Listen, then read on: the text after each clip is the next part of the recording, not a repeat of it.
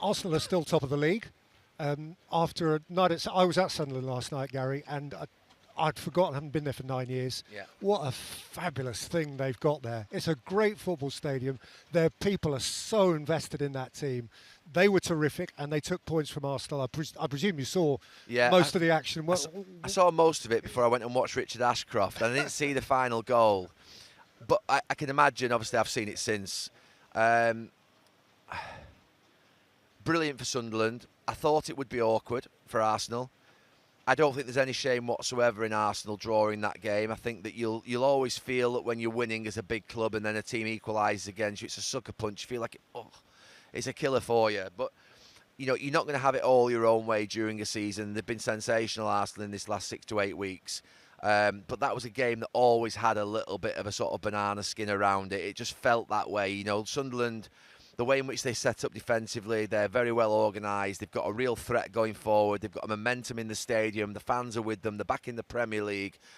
And, I remember going up to Sunderland. I remember going to Roker Park and playing, let alone the Stadium of Light. And, when it's rocking up there, it truly does rock. And they've done brilliantly this season. The first game of the season, I was massively impressed with them in that performance against West Ham, and I know West Ham have had a challenge at the start of this season, but the right sort of attributes, the right sort of principles of a team coming up, being hard to beat, being physical, running forward with real sort of aggression and sort of meaning and passion, and getting balls into the box and filling the box, things that I just think are simple things. A team coming up from the Championship, I've seen some right nonsense over this last few years of players playing out from the back and trying to be sort of Pep Guardiola's Manchester City when they've come out of the Championship. It's impossible to play football at that level like Manchester City can do. So I'm glad that we're seeing what we're seeing from Leeds and from Burnley and from Sunderland, which is a more pragmatic style, but I think equally as effective and more. I actually think, to be fair, when you see a team play like that, I really admire it and love watching it. And from an Arsenal point of view, acknowledging obviously that it's irritating, to say the least, to concede in stoppage time. Very. Would you go so far as to say that actually that point at Sunderland isn't too bad? That's a really hard place to go. No, I'm not sat there at all watching Arsenal get a point there at Sunderland yesterday and thinking in any way, shape or form that I'm surprised. In fact, in my predictions earlier on in the week on the podcast, I said I thought it would be a draw. So I'm not sort of rewriting history after the game. I genuinely thought this could just be a game that might just catch them out a little bit and cause them a problem. And they've conceded 2 goals. They've conceded a goal in the last minute. That'll hurt them because they're a proud team defensively and they're a great side defensively. But they've got to accept that then just, it's a Premier League, it's a marathon, not a sprint, and there are going to be some bumps along the way. And I just think that was one of the bumps that you get. The main thing is when you get a bump like that, obviously they're not going to be able to get straight back on the bike because obviously they've got an international break. But I wouldn't be in any way, shape or form putting that down to anything other than what normally happens in a Premier League season. That thing that you would say to yourself is, did you expect to win every single match? No team does that. Manchester City at their very best haven't gone through a season winning every single match. You're bound to drop points.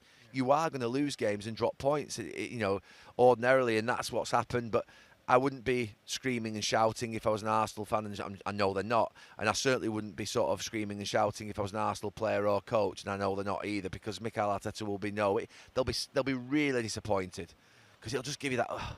When you lose a game like that, when you draw a game like that with a goal in the last minute, it's like having a cloud over your head. You try and forget about it in the next 24, 48 hours, but it just comes back and you think, and you just gives you a bit of a sickly feeling. But it's normal. That's what happens to teams that are proud, that are used to winning and want to win a league. They should feel like that, but it's important that when they come back in a couple of weeks, they get after that 3 points and win the next game. The other big winners at the top end this. And streets ahead of Liverpool. They're now within 4 points of Arsenal. That gap being reduced, Arsenal drawing last night at Sunderland, and just the overall dominance of City this afternoon. Would you be nervously looking over your shoulder? I think Arsenal will be nervous because of it's Man City. And they've done this to them twice before. Twice in the last 3 years, Manchester City have come from behind and caught Arsenal.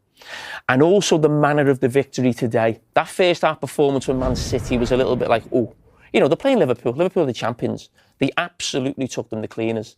And I think on the back of Arsenal dropping points against a promoted team who were doing absolutely fantastically well in the Premier League, Sunderland, they'll have been hoping for a draw.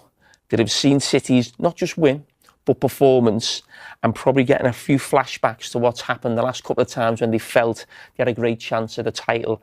And it might be a long 2 weeks thinking and worrying about Manchester City for Arsenal supporters and players. And genuinely, that plays into the psychology then, because it's not like, say, there's a midweek Premier League game or even just one next weekend where you reset and go again. It's 2 weeks to think about it. Yeah, and that's the problem with international break when you don't have a great result. There's a long time to think about it. I still think Arsenal are the best team I've seen in this league this season, no doubt. But there's an awful long way to go. And there's no doubt because Arsenal haven't won the league for so long, those supporters, players, manager, everyone will become twitchy in the second half of the season if it becomes time. Of Arsenal today going into the international break, how significant's that in terms of that title challenge, even in November? Yeah, I think it's very significant. I think none of the teams, whether it's Liverpool or Arsenal, would want City chasing them. They have experience in chasing or leading, so whatever the back end of the season poses for them, they'll be ready for it. They can draw on past experiences and leaders within the group that have gone through that process. So, yeah, Arsenal obviously will be focused on what they need to do, because if they win their remaining games, they're in control of their own destiny. But again, you'll keep one eye on City because you know if any slips that they'll be there.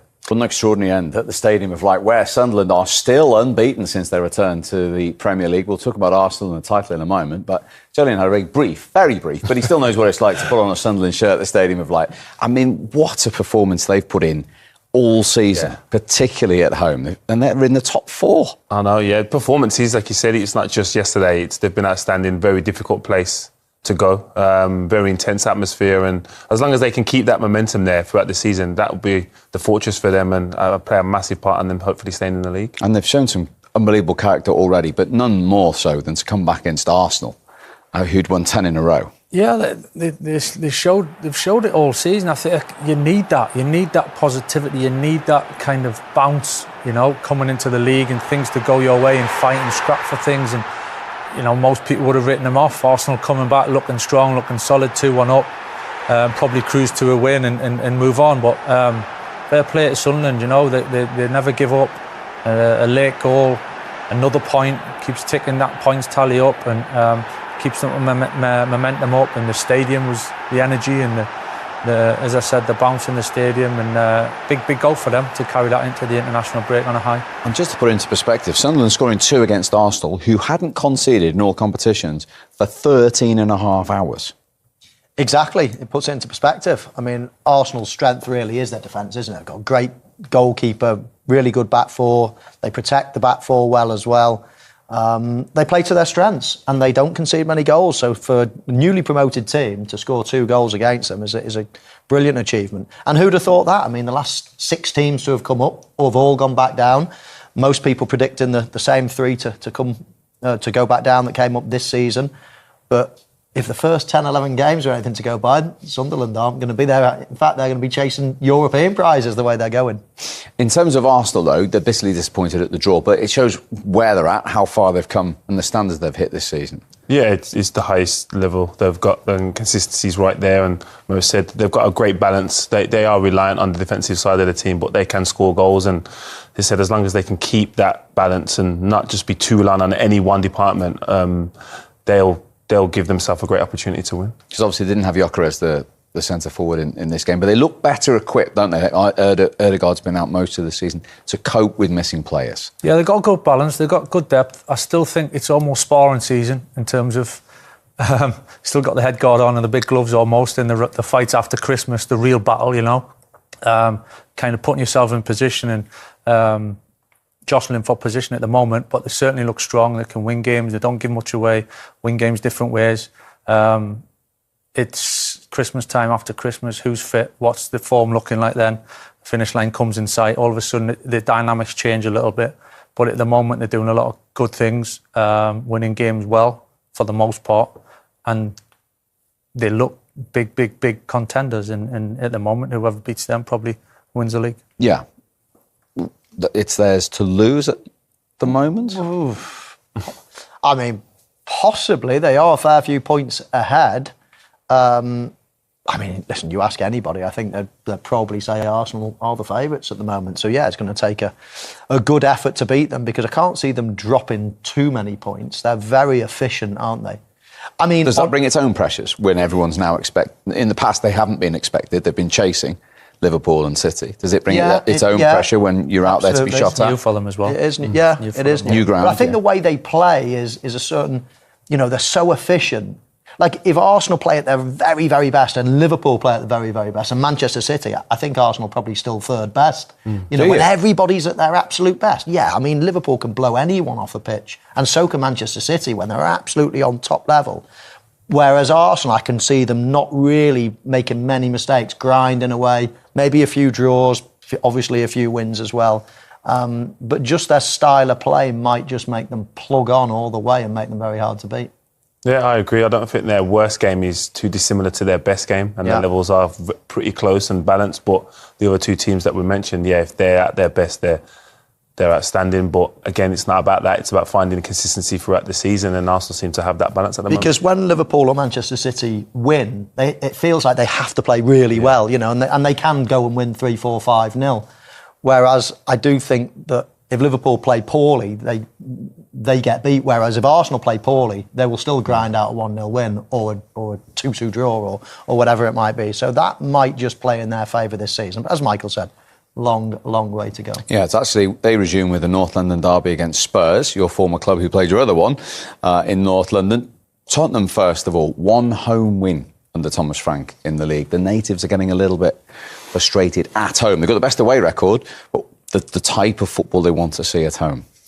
Yeah, and the thing is with that run, Steve, it went into last season as well, so it's almost... if you include last season, they've lost more home league games than any other Premier League club. Yeah, so it's almost like not a new issue. It's Thomas Frank's almost inherited that a little bit, and it's something they need to kind of flush out and get rid of, really, and be playing and looking forward to playing and having that atmosphere, a little bit like Sunderland, where they're playing at home and it's bouncing and it's the energy, positive energy. At the moment, Tottenham are finding it easier to play, or the results suggest to play, find it easier to play away from home with kind of the atmosphere and a little bit of kind of negativity that creeps in when they play at home for whatever reason. I think they're capable of doing it. They've got some really good players. They've got a terrific manager, in my opinion, and but they do need to do something about it, because you don't need that rumbling on for too long. No.